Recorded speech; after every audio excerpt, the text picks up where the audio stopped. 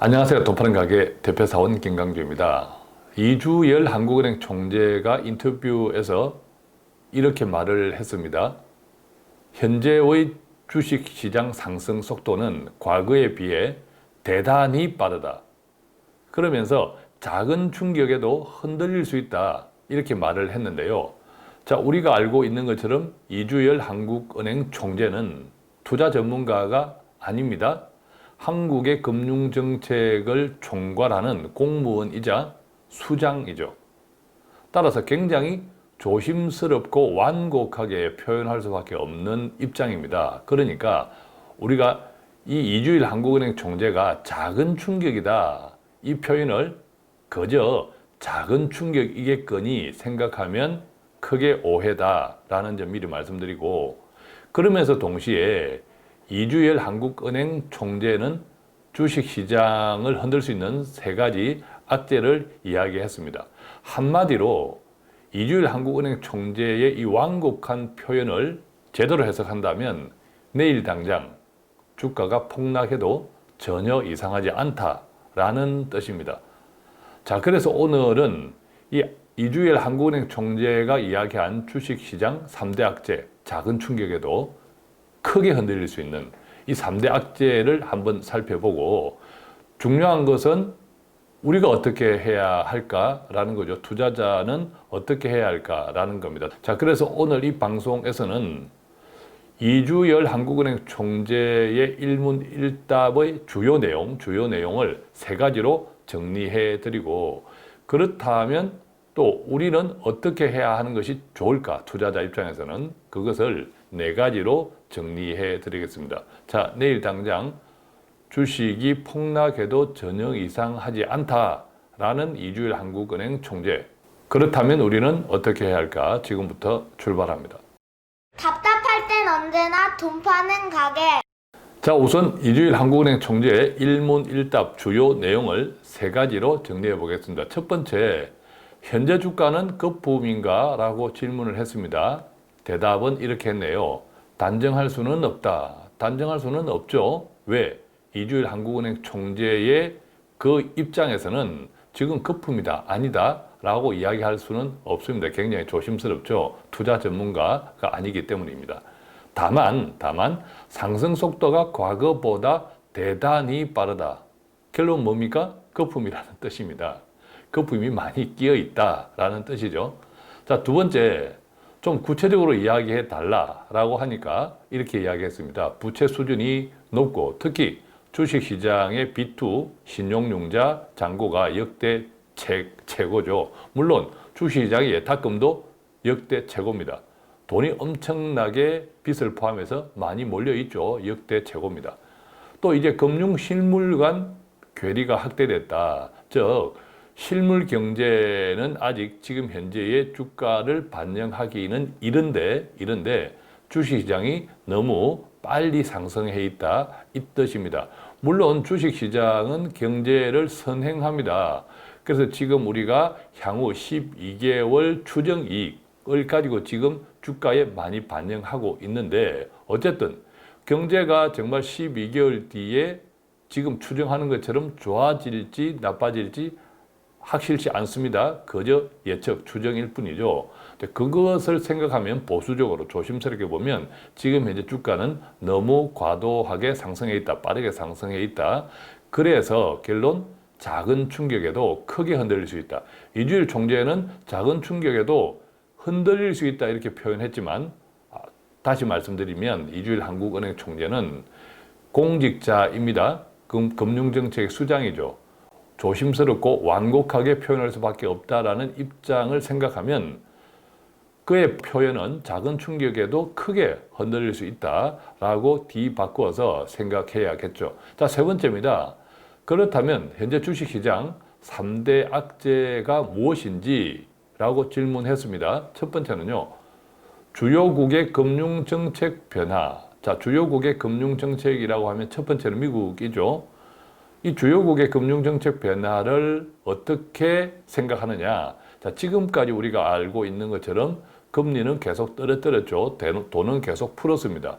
근데 이것이 만약 경제가 좋아진다면 백신 효과 또 경제가 다시 정상화된다고 하면 자연스럽게 시장의 금리가 올라가겠죠. 시장의 금리가 올라가면 인플레이션, 돈의 가치 하락을 염려해서 주요 각국들이 금리를 인상할 수 있다. 물론 아직 금리를 인상하겠다라는 말은 전혀 없습니다. 현재. 그렇지만 시중금리는 올라가고 있고 또 이 금융정책 가운데 하나 금리 정책뿐만 아니라 돈을 푸는 이 유동성 공급에서 이 유동성 공급을 줄일 수 있다. 소위 우리가 테이퍼링이라고 이야기하는데 자 그런 등등의 주요국의 금융정책 변화 지금 돈을 계속 풀 것이다. 우리가 이제 코로나 팬데믹으로 인해서 경제가 안 좋으면 돈을 계속 풀 것이다. 금리는 계속 낮출 것이다. 이 기대 때문에 최근에 주식이 많이 올랐다면 이것이 변화되면 또 반대 방향으로 움직일 수 있다. 두 번째 이유는 예상치 못한 지정학적 리스크. 이 지정학적 리스크는 정말 예상하지 못하는 거죠.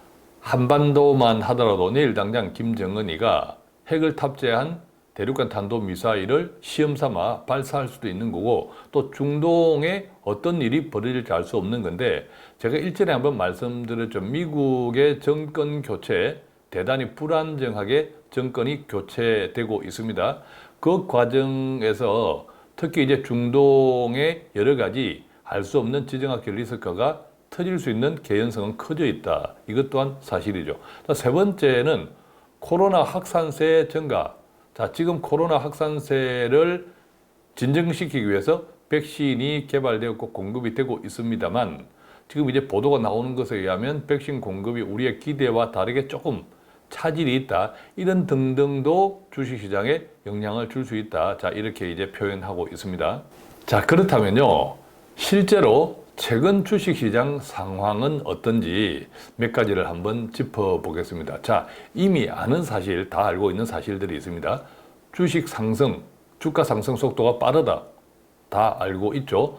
우리가 2021년도에는 3천을 돌파하겠다라고 지난해 많은 전문가들이 이야기했는데 1월달 달력 넘기자마자 마치 전투하듯이 3천을 돌파하고 3,100을 돌파하고 했죠. 상승 속도가 빠르다. 이주열 하는 총재도 바로 이 점을 우려하는 거죠.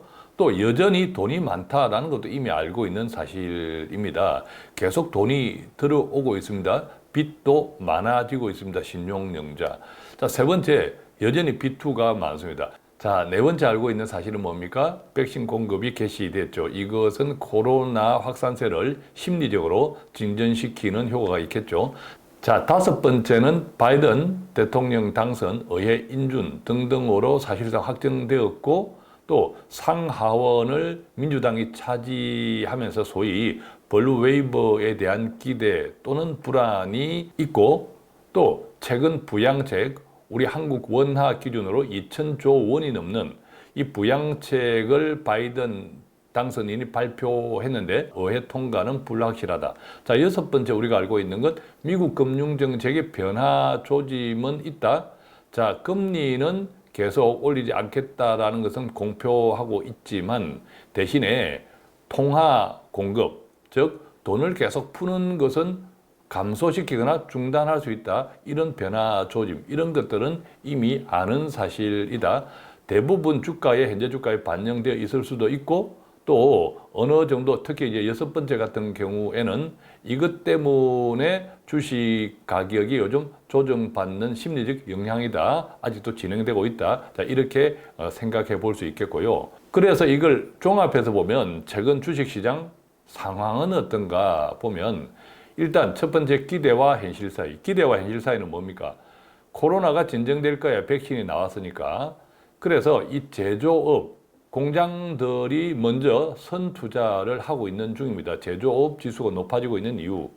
지금 당장 물건이 잘 팔려서가 아니라 코로나가 종식되고 백신이 확산되면 물건이 많이 팔릴 거야라는 기대.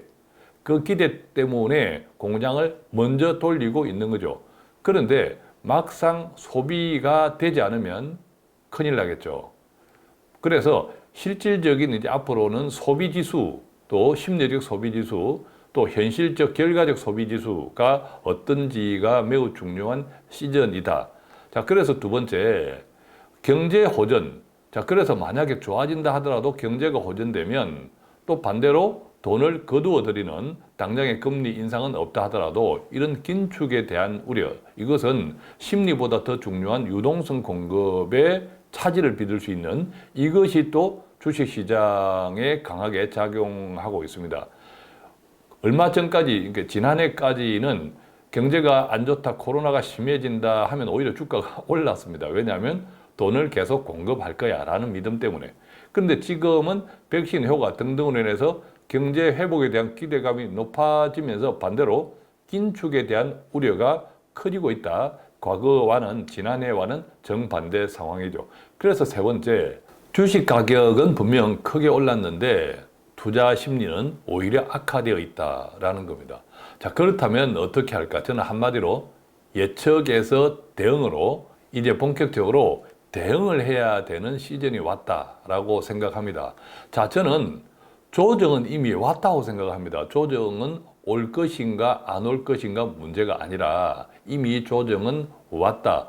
즉 2주일 하는 총재가 흔들릴 수 있다. 작은 충격에도 흔들릴 수 있다. 이렇게 표현했는데 저는 이미 흔들리고 있다라고 생각합니다.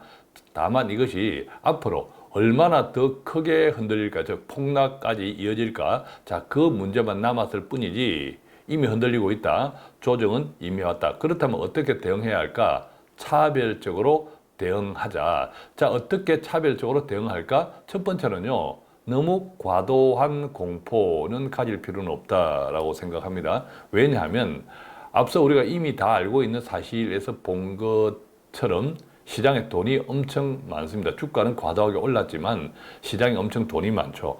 투자는 심리가 굉장히 중요한데 심리보다 더 중요한 것은 돈, 유동성입니다. 그러니까 심리가 악화되어서 빠진다 하더라도 돈이 엄청나게 많기 때문에 빠졌을 때 또 저가 매수세가 과거와는 더 빨리 들어올 수 있다는 점이죠. 그래서 너무 과도한 공포는 금물이다. 두 번째는요, 그래도 혹시 모르니까 2주일 하는 총재도 이 점을 경고했죠.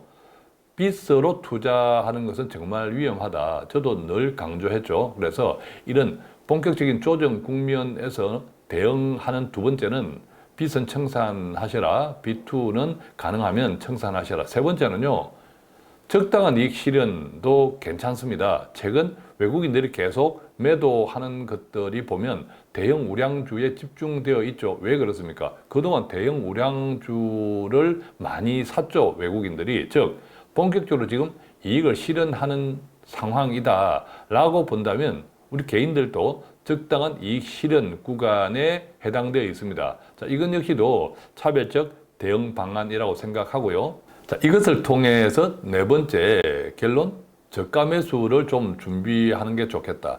자, 조정은 지금 시작됐고 그 조정 폭이 얼마나 될지 아무도 알 수 없지만 과도한 공포는 그래서 금물, B2는 청산, 세 번째 적당한 이익 실현을 통해서 현금 비중을 확대하면 저가 매수를 준비할 수 있지 않을까 생각이 들고요. 이때 어느 정도가 적당한 이익 실현인지 그리고 어느 정도 현금 비중을 가지고 있어야 할지는 종목별로 또 투자자의 투자 성향이나 투자 체력에 따라 다를 것이기에 그 부분들은 개별적으로 판단해야 하지 않을까 생각합니다. 자, 오늘은 이렇게 해서 2주일 하는 총재의 인터뷰로서 제기된 내일 당장 주가가 폭락해도 전혀 이상하지 않다라는 지금 현재 이런 상황에서 우리는 어떻게 해야 될지를 짚어보았습니다.